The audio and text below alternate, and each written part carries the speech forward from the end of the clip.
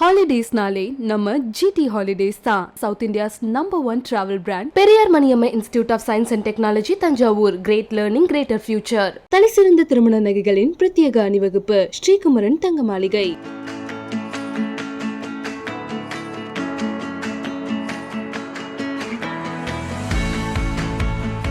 You like cooking so much that you even have a robot that makes rotis. What? Yeah. I was just telling. Yeah. He has a robot that makes rotis. Hello, Hansal Mehta and Mrunmayee Lagoo. Welcome to Galatta Plus. And great show, Scoop. I've seen 4 episodes and I'm like biting my nails as to what the other 2. I'm biting my nails for other reasons. But, before we begin with, the show, a very, very quick question to, has this man cooked for you? Yes. Because he keeps talking everywhere about how his passion is cooking and how he loves to cook. Very and much. He has. Yes. Our very first meeting in his house, he told us, we are not here to talk about the show or work. We are here for you to eat what I have made. Okay, what did he make? He had made an incredible mutton. There were some 7-8 things. So there was sabzi, there was rice, there was dal, there was kachumbar, there was mutton. Everything was yummy. So what is Cooked it? everything. Yeah. It's like, is it therapy for you? Like, okay, the chaos of filmmaking, this calms you or something? No, in fact, filmmaking calms me. When I'm not working, I have to cook. Otherwise, I'm very restless. You can't sit still. I don't like, being at home or going to office. I mean, going to office is like the biggest stress in my life, Suddenly you feel like, it's PTSD. I started as an IT professional and I keep getting reminded that I'm, landing up in office again and I'm, suddenly I'm going to be in front of the computer and coding. It's a lot of PTSD, that C++ code is coming up and there's a bug. So I get very traumatized. After all these years? Still, that never leaves me. I mean, I ran away from that. God, do you wake up at night in cold sweat, like with a computer in front of you or something like that? No, not that much. But when I'm free now, I start getting thoughts about that time. Okay. About how I had to get up, there were deadlines, and there were things that you didn't want to do. Right. Deliver a payroll system to somebody. Yeah. And you like cooking so much that you even have a robot that makes rotis. What? Yeah. I was just telling him. Yeah, he has a robot that makes rotis. Yeah, That's incredible. I just bought it yesterday. It's very big, and my wife is not talking to me right now, but Because of the robot? yeah, because it's very big. And apparently it cost a bit, so It cost a lot of money. That the damn thing came with the invoice out in the open. I said, who sent this invoice? Because my wife saw the invoice. We really have to talk about this robot. You should I'm see it. very curious as It's to the amazing. mentality behind why would you go get this It's robot? amazing. It's amazing. It just prints rotis out. I've got a dosa maker, a dosa printer, a 3D printer which prints dosas. I'm amazed. so that's incredible, and Yeah. you managed to make films as well. Yes. And a series as well. Now, one thing about this book is by Jigna Vora and My Days in Byculla. Behind Bars and Behind Bars in Byculla. Right. So now, I read somewhere that when you read the book, you felt compelled to make the film. I'm curious about that word compelled. Why that compulsion? The compulsion was the story of this woman in Mumbai. Right. So I always say that stories are not about events. They're not about this defining event that, she was sent to prison. The story of a girl living in Mumbai, the character was compelling. Right. And to explore beyond the book. So it's a highly dramatized version of the book. Right. So to explore beyond the book, to explore that character, to go on a journey. How do you get hurtled into this thing? A very, very ordinary middle class girl getting, embroiled in a conspiracy to murder. Right. That to a colleague. Right. How the reporter becomes the reported. So that I found the idea was compelling. Purely for dramatic reasons. Dramatic character. Okay. For me, it's character, especially long form. I've realized that long form is so much about characters. That if the character is compelling, then you have a lot of time to develop the story. it's not as much plotting as it is character. Slowly you start discovering the character. The character becomes part of your life. Right, right. Like Succession. Right. When the man is gone, you feel like somebody from your family is gone. Spoiler. Spoiler. Yeah, I've not seen it. So yeah, spoiler. Yeah, somebody. Yeah, he said the man. So that's, The man. yeah, so yeah. Yeah, but it's like that. And then when Matchbox, the producers, when they said, ki, okay, so they had the rights to the book. So I said, look, I like this idea. I said, I had just seen Thappad, which Mrunmayee had written. And I said, if you can get Mrunmayee, then it will get exciting. I had seen Thappad, I felt that if she interprets this story, and she's also a Bombay girl. If she interprets this story and she gives it her take, then it'll get exciting. It's okay. You get excited by many ideas, but 3 days later you realize there's no real story in it. And I think that was the most exciting phase, to have her and to see her create something actually out of scratch. It's not. It's so much more than the book. Right, right. So, Mrunmayee, I want you to give us a mini masterclass on how to take a book and break it down into, in this case, a 6-episode show. I mean, not the book. No, it's like how do you find the breakpoints? How do you find the episode breakpoints? I mean, I'm not asking for everything, but a generic, obviously it begins with reading the book. Yeah. Like, full disclosure, I had never attempted long format before this. Neither have I ever adapted anything into anything. So it was just discovering the process as we go. Only in hindsight, I can call it some process. It had way too many trial and errors for me, and they were all extremely patient and showed incredible faith that kahin jaake she will bring something. But book definitely provides you with like a beginning, middle and end. Right. And it provides you with some details. It provides you an insight into that world, which you don't know of. For me, even if I'm born and brought up in Mumbai, Jigna was somebody before me, also with a very different cultural background, working in a field which I have only seen in movies and in on television or read in books. Right. So I do not have any personal interaction in that world. When I'm writing about women in Byculla jail, and since we wrote this in the pandemic, there was no way to really know what really happens there. So there was always this fear that it's just going to be informed from film. Yeah. Which is like the worst thing. But a book allows you a nugget into that reality, a lived reality. So with regards to what you asked about like the episode endings and all, my process is to try and see the first episode. Because somewhere you get an idea that this is your story. Usually for me, your entire season story, what's it about, comes in your first episode. You know exactly what you're tracking, who you're tracking, what is the world, where are we going with this. That is what I'd like to communicate in the first episode. And then obviously, you leave it at a place which is exciting for people to come back. So that first episode is something I like to develop with a lot of detail. Then your other episode endings is all about you take it to the next level, you take it to the next level, you take it to the next promise. Sometimes you end up breaking that promise in the next one, or you end up making good on that promise in the next one. But then you start finding those endings. Yeah. And many times I have gone and changed it because too much is happening or too less is happening, or oh no, by that, then it also becomes math because you're like, no, by 4th we need to hit all that. We're like too slow, or we're too indulgent. We have enough to say, bahut time laga rahe. So those keep changing. But a book definitely provides you with like a broad view. Otherwise, if you're starting from scratch, like you're building a world also. If I have to write something about a hospital, kahani bhi nahi hai, characters also I'm thinking about, world also I'm researching. With a book, at least you have like a broader story, broader, fleshed out idea. There's a blueprint. Yeah, there's a blueprint. So it gives you like a good map into where you want to eventually go. But then you also have to, I took time to forget the book also.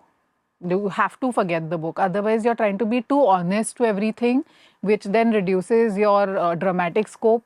You're trying to be very like loyal. Nee, this happened. How can we go here? We've not shown this. You have to forget all that. You also have to forget the real people, Right. very honestly, because you're trying to, tell a story and you're expecting a certain engagement from the audience. Yeah. And for that engagement, you're doing certain things.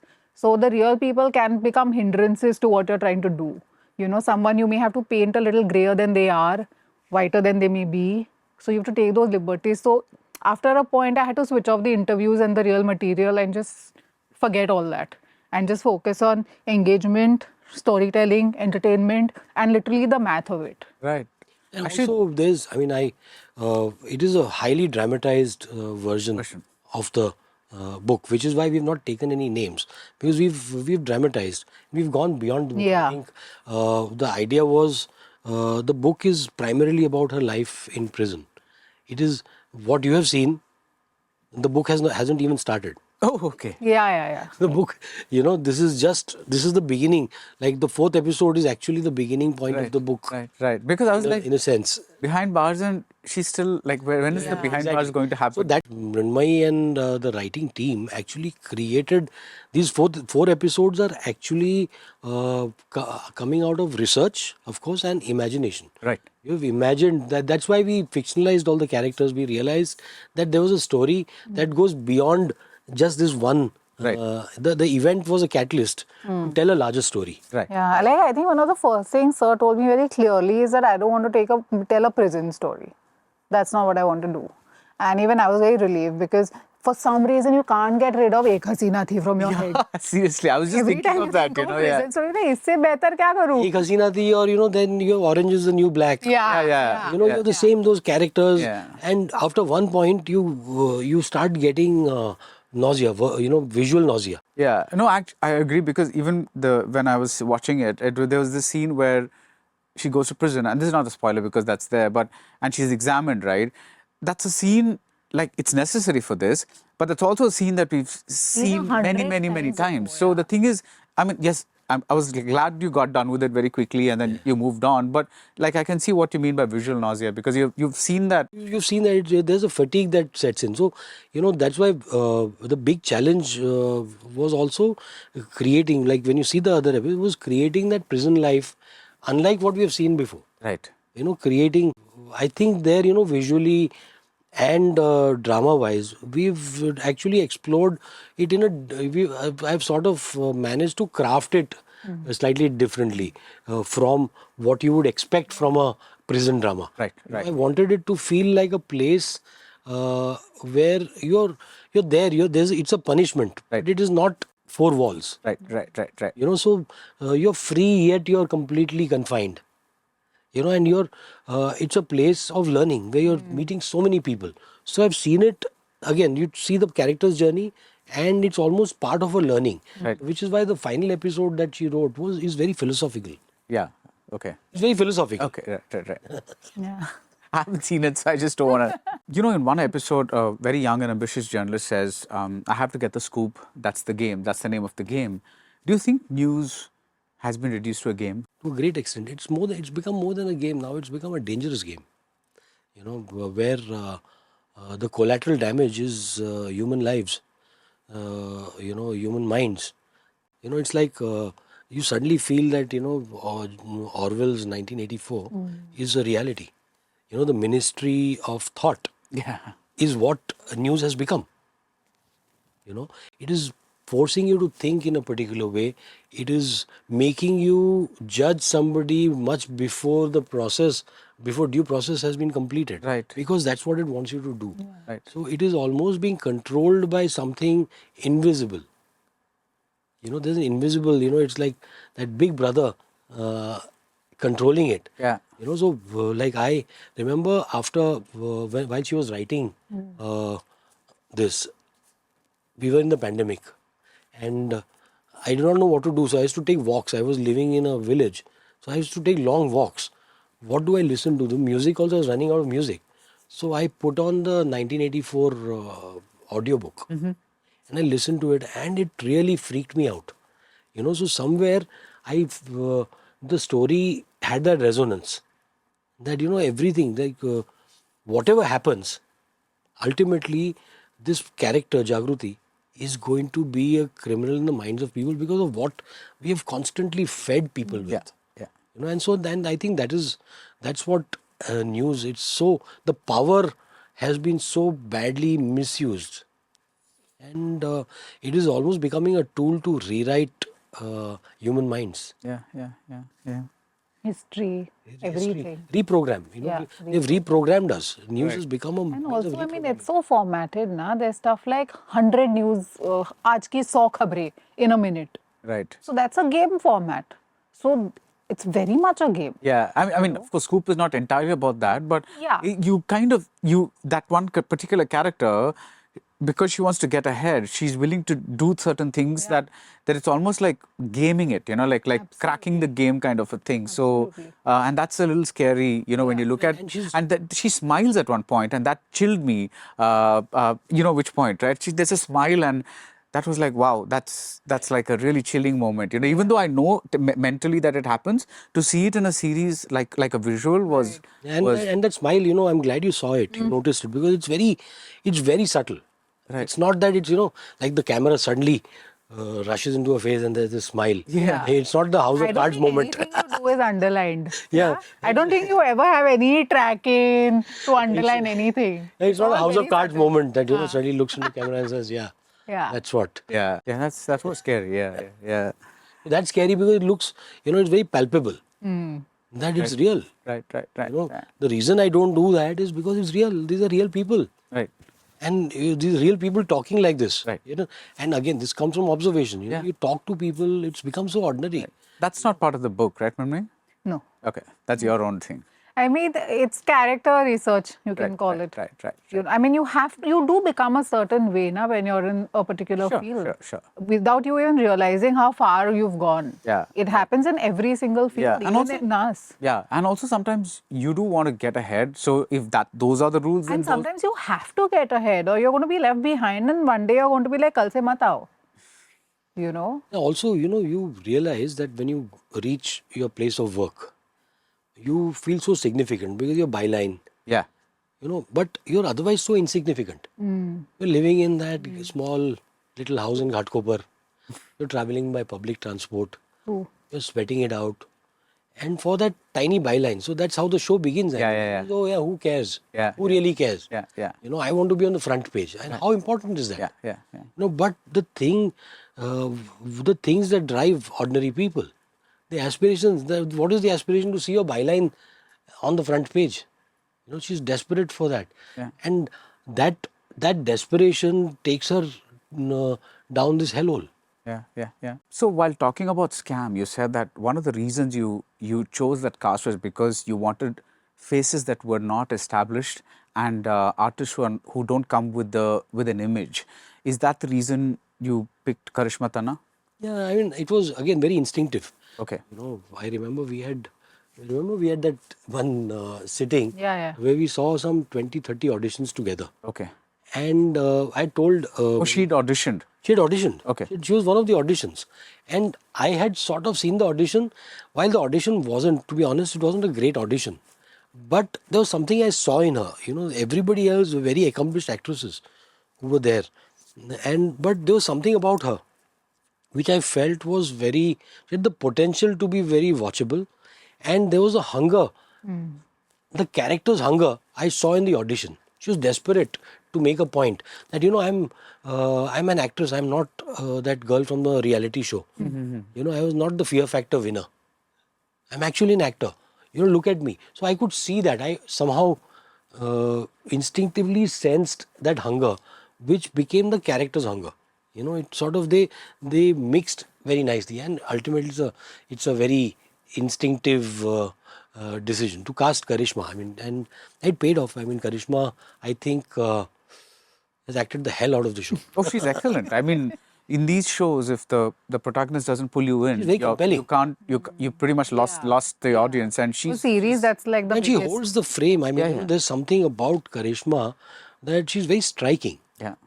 In front of camera, when the camera comes on, there's something very, very striking about her. She does not come with baggage, intellectual baggage. Yeah. So the scene is not, she doesn't approach it intellectually. Right. She actually mugs up her lines. So she knew the entire script. So when I would tell her that, don't say this. Yes, sir, I'm saying it. You cut it out. Why? She says, I've spent So I remember the first draft. It was with indicative dialogues, which they had written. Yeah. So when I did the reading, she had Mugged up? she remembered all the lines. I said, "These are not the lines. These are dialogues." So she's okay. So she came with that, and then she juxtaposed her hunger, her energy into that. So she had what she basically her approach was not a seasoned actor's approach. Yeah, yeah. It was she got the lines out of the way. I spoke to her, I said, why have you spent so much time? And she just gotten married, and her husband said, what I do with her every evening. I rehearse with her. Husband is not an actor, but he says I rehearse. She comes home and she says, okay, do the lines with me for tomorrow. So the husband has to give cues. So that Some people have to put up with robots. Some people have to put up with lines. Yeah. with lines. Like, I mean, she said, I want the lines out of the way so I can actually give myself to the scene.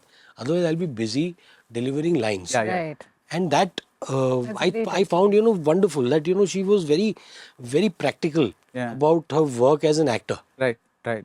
So her even there's Harman Baveja, surprise. Yeah.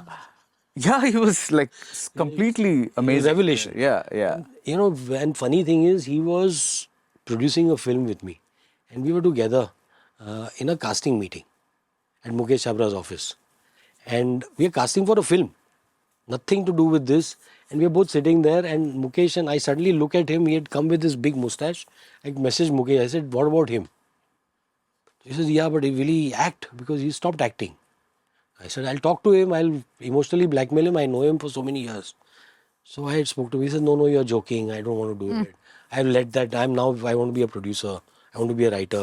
All these things." I said, "Yeah, so few days work, do it. It's nice." But the moment he got into the shoot, he suddenly said, I suddenly realized why I wanted to be an actor. Right. And I've come without baggage now. I don't want to compete with Hrithik Roshan. Yeah. I don't want to be that next superstar. I just want to be seen as somebody who can do the scene well. And he's fantastic. It's so good. Yeah. And that baggage is so dangerous. When we say that you have why I want a actor without baggage, it's because of that. And, when you come free of all that baggage, you give so much more to your character. Yeah. Otherwise the character, roles are reversed. The character is giving more Yeah. to serve that person's image, to serve that person's vanity. Right, right, right. Right. So my character without wanting to be vain becomes a vain character. Right, right. Did you agree with the casting? Or did you Largely, have yes. arguments? I had a few things, but not arguments, because he is just given such amazing actors in his entire, you found so many gems purely because he saw them. So I had complete faith that whatever he's doing, he knows exactly. I'm not being able to see it.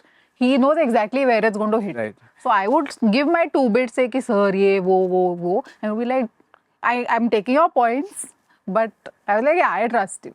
So largely, yes. Yeah, largely yes, because the reason And is a lot. most of them is not because of their acting capacity. It's mostly how you visualize someone. He would go against that Right, sometimes. right. Suppose I have this character who in my head when I'm writing is big or has certain traits. Yeah. Then he would cast against type. Right. And that for me would be like, arey, but then he'd be like, nahi, hoga. It'll No, be that's surprising. what I was asking, because a lot of screenwriters say that they cannot bear to see the final product simply because, not because it's good or bad, but because they've imagined it so completely in one way that when they see what the director has done with it, they find it's like a shock, it's like so. No, I quite look forward to it because I always feel that, there are so many processes that happen Right. after the writing. Writing, yeah.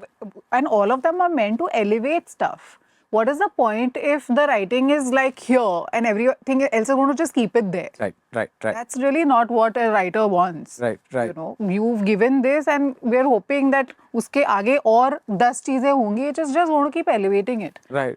I also like the other small casting touches, like the person that the Jagriti, the protagonist, is seeing. He has a love-making scene and all that, and he's not your typical chiseled. That he's like Gujarat's biggest superstar. No. But I'm saying that He's a when you superstar see in him, Gujarat, yeah. Allah Takkar. So he is their Govinda. You know, he has 3 films releasing every month in Gujarat. So he was a Gujarati superstar. I called him. I said, Malhar, picture karwani chahiye.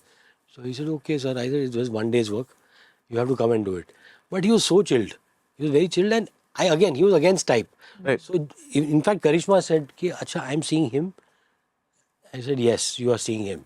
Right. You're seeing a normal man. You're not seeing a very average looking man with, he's got a bit of a paunch, this, that, all that. I wanted that. Yeah. See, I missed that time when, Sanjeev Kumar is having a bath. Okay, 100 pani se nahana chahiye. Yeah. It was there. Sanjeev Kumar, did he have any... He didn't care about his body. He was such a free actor. We've lost that. Actors have to Now pump. everybody's like, They pump before they have to take off their shirt. They pump 100 times. Liquid or something for 2 days. They don't take salt. Yeah. That's right. Is that No liquid, no salt. Gaunt and like. Completely. So, I think it's so unreal. So, it was nice, it was refreshing to see that guy. He has not waxed his body, nothing. Yeah.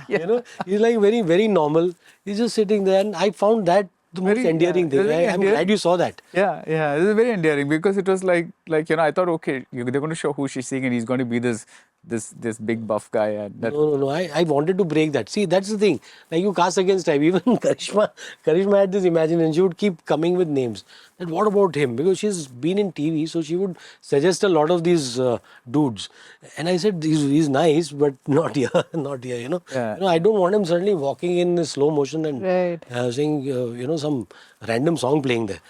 That's why, the whole sequence after that where they play Garba. It's so It's that it's very nice. just that it's that moment, that final moment before all hell breaks loose. Right. That moment of joy, of exultation, and it's And you so seem normal. so happy. So happy and so normal. Yeah. And the good thing is the guy is very sweet. So Karishma and he actually, when they said, the intimate scenes are not easy. Yeah. And we had an intimacy coordinator on set who broke it down so much that any intimacy you will have later in life also will be finished. It destroys any thoughts of intimacy. It is so mechanical. Put your arm there and put your... Just do my this. God. Okay, now do this. Okay, now just come here, come there. Okay, left. Okay, we'll do this much and then we'll cut. So it's like a song choreography. Wow. Yeah. It's completely like a song choreography. Wow. It was so mechanical, and then all these silicone cups and everything around you. It was learning. I want to have a fresh interview about this. Let's not talk about the scoop. Let's talk about intimacy coordination. Even see that sequence where she's, disrobed strip searched. So that I had the intimacy coordinator there because she's actually stripping there. Yeah. Karishma actually had to strip. So I actually cut out some of the things. Right. Because she had actually stripped completely naked. Only the intimacy coordinator was in the room. Right. At that time. And the reason I made her, I told Karishma, she said, you want me to? I said, do that. Right. Because it was the first scene I shot when we went to the jail. Right. Wow. I said, I want you to feel naked before you start doing those scenes. Yeah, there's a vulnerability there. There's also a humiliation. Yeah. There's another woman standing there who's made you turn around and say, okay, bend. So I said, just go through that. It's just two of you and there's this woman there who's there to make you feel safe. The moment you feel unsafe, stop. Right. But do it because I feel that humiliation is going to play a part in your performance. Right. And that's it. I mean, the next 5 days, Mrunmayee was there at the Yeah. It was a breeze. Yeah. Some of the toughest ones, huh? Toughest thing, but it just went like a breeze. Right. We actually, the most emotional days of shoot, I think we had the best times in the evening. Right. After rap, we would drink, we would party, because it was so much catharsis. Every time you sort of let go of a part of yourself, you sort of let go of itself. Is it pure coincidence that all your protagonists are Gujarati? No. No. Did he tell? I don't know. Because Even I wanted to ask this question. I'm glad you did. It's not. I like, I feel that it's not only Gujarati. See, it is a light-hearted question. I'm not asking seriously. If you look at my Gujaratis, Maharashtrians and Muslims, these are three Yeah. No, series. Okay, right. three communities that are stereotyped. You see them in a particular way, and it. I would add South Indians. South Indians also, but these people speak Hindi. So in a Hindi film, Yeah. you see them, but they have this very weird accent. Yeah. Even South Indians, like the show I'm making right now on Gandhi. So I'm casting people from Chennai, to play Tamil characters, and I'm saying just be normal. Right. I just saw a friend's show, and there are Kannadiga characters who are acting like Kannadigas. Sir, I saw your food. It was very good. I said, why is he pretending to act like a South Indian? It's not that, no. They don't have horns on their head. Why are they pretending? Yeah. So that, I just feel like a lot of my Gujarati filmmaker colleagues caricaturize Gujaratis. Right. You see so many, there are films that I won't name them, but they're very obvious. They've caricaturized Gujaratis. They talk in this weird accent. I said, where is this accent from? Who talks like this? Yeah. So I wanted it to be as normal as possible. What happened before Shahid? Like, yeah, you're making all those films, Woodstock Villa happens, and then suddenly, out of nowhere, bursts a new Hansal Mehta. Not that you hadn't addressed social issues before, but since then, whether it's your TV series or whether it's your films, there's always been a greater link to present society, and also like a concern almost about what's happening. What happened there? I don't know. I think I had, while I was, connected to society at large, I was concerned. I kept filmmaking away from it. Right. I treated filmmaking as a business, as a profession, because when I made my first couple of films, Jayate, then Dil Pe Mat Le Yaar. Dil Pe Yaar. Dil Pe Mat Le Yaar especially, I was very heartbroken. The failure of Dil Pe Mat Le Yaar actually broke me. It was a critical and commercial failure. Nobody really got the film. The humor, the social commentary, nobody got it. And I was heartbroken. I said, then what's the point? I almost got into that cynical state. So for nearly 8 years, I was a very cynical person. Right. So I made sex comedies.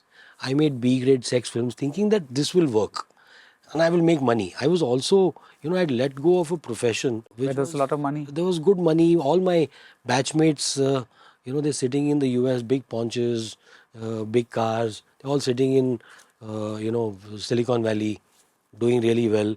And I'm struggling. So I was trying to get out of that struggle, the financial struggle, the struggle to be successful, to be accepted. I think after Woodstock Villa, when I saw Woodstock Villa, it was like an epiphany. I saw it, I said, who's going to watch this anyway? So then at least I should make films for myself. So candid. Yeah. No, it is, I saw it and, and it's such, you live in such an illusion. So I saw the preview. A lot of other people were there with me in the preview and they came out and they said, you've hit it out of the park. I said, bullshit. And so that was the day it released, 31st of May 2008. We had a party the previous night for the film's release. And in the afternoon, I met Sanjay Gupta, who was the producer. And he said, so what's the plan today? I said, I'm leaving. Leaving? He said, I'm leaving the city. I don't think I'm coming back. And I think that was and actually, my bags were packed. I'd put everything in the car. I'd let go of everything I had in the city. Everything. I had no house, nothing left in the city. All my roots, I'd cut off all my connection with the city. I went away. And I think that going away really got me reconnected to myself. I think it's a filmmaker's greatest relationship is with himself. Right. And when that relationship, transcends onto screen, it feels honest, it feels real. And that's what I'm constantly trying to get there. I still stumble on the way, I still fall, I still fail, but I recognize it. I see it, and I enjoy failing. I Right. enjoy it because it pushes me so much more. I know, Scoop came out of this, you see, after I made Scam was very successful and it was loved a lot. Immediately after that, Chalang came, which was quite indifferent, I'd shot it before Scam. Right. And the film came out, it was quite an indifferent kind of film. And I really felt that I have not done, again, I was going into this cynical space. When I saw the film, realized that I was looking for something that I was not. I was being dishonest with myself in making that kind of film. Nothing wrong with the film. It did well for Amazon, for the producers, for everyone, which is good. But it did not make me feel satiated as a filmmaker. Right. So, so Scoop became that, became that driving force. Scam had not released when we started yeah. working on Scoop. So I did not know what was in store. So Scoop started out of this that, okay, Scam is going to release, Chalang is going to release, and I don't have work after that. So it started with that. Everything starts with that desperation. Yeah, otherwise you might buy more equipment. Buy more equipment. No, I also, what had happened, see, also there's this, over the years, there's this gang of people there was Anubhav, me, Right. Anurag. We hang out together, Sudhir Bhai, we hang out together and we keep seeing each other's work and we look at it critically. So I read Thappad. The script, Anubhav shares all his scripts, I share my scripts. Right. I read his scripts, the bastard doesn't read my scripts. But I read all his scripts very seriously, all the drafts. So I read the script and I was very impressed. When I read the script, I was like into it. And I saw that as an opportunity. I said, this is my chance to hijack Anubhav's team. Nice. If I can get, because Thappad I thought was sublime. A great piece of writing. And I've told her, Yeah. and I was always, I think it's One of Anubhav's. our most vocal. I think Thappad is one of is Anubhav's best film. Yeah. Yeah. So that was also so you look at catalysts. I mean, I wanted to work with Mrunmayee. The story I found compelling, but what Mrunmayee did to that story, what she gave me, the material that I got ultimately was so compelling that I just did not want to do anything else. Right. This is what I want to make. It became this thing I wanted to make That used to desperately. be his feedback. He is one of the most amazing people to give feedbacks. It's just so quick and it's very big. Like the writer just wants to then run with it. It's just so encouraging. And if there is anything that, he's not, so there's nothing he doesn't like. There are things he doesn't agree with. Right. But those are very small and he'll just make it a point to make it feel like it's a very small minor thing which you see how you want to do. But the stuff he likes, I mean, there will be like notes like clap, clap, clap, CT, Talia, and you're like, okay, you're doing something right. Yeah. And then that gives you that little thing to like, because we were all in the pandemic. For me also, it was just like, oh, God given that I've got work. I don't have to like write 15 spec things right now Right. to kind of, do that whole thing. And I got lucky because Thappad had released just before we got into it. And then with him and Matchbox, it was like, wow. So, but his feedback is always like that. So, do you think that with the kind of topics that you are interested in, and with the kind of situation the box office and theatrical picture is in right now, that OTT is going to be the natural home for the things that you want to do? Both of you. This is a question to both of you. Well, I don't know the future where This is a spec question. You just talked about spec. Yeah. So this is a spec. See, I mean, personally for me, I love the big screen. Okay, as an audience, I love going and watching things on the big screen, and I don't think I can compare that experience with OTT because I also like watching things in my own time, in my own space, without any distractions, where you can really deep dive into the material. And long format is a superb thing for that. But I think both are extremely different in Right. what they give you. And I think both are very important. As a writer, OTT really allows me to tap into things which may be a big screen. There are too many parameters you have to hit. And it's fair because it's a very high risk numbers, that whole game. You have to be with it. Very rarely a small heartfelt film comes and like smashes all the rules and says ki, no, even we'll make the numbers. But that's very rare. Where you say in like in Marathi we say ki bhatti jamli, like everything just came together for that. But OTT allows me to play with things. It gives a long rope in terms of what you want to write, what you know, the characters, the story, the worlds that you are able to dip into, the things you're able to say versus that. So, as a professional, I would really be happy if both continue to thrive in their own stead. As an audience, again, I would be very happy if both continue. So I don't think one or the other is the future.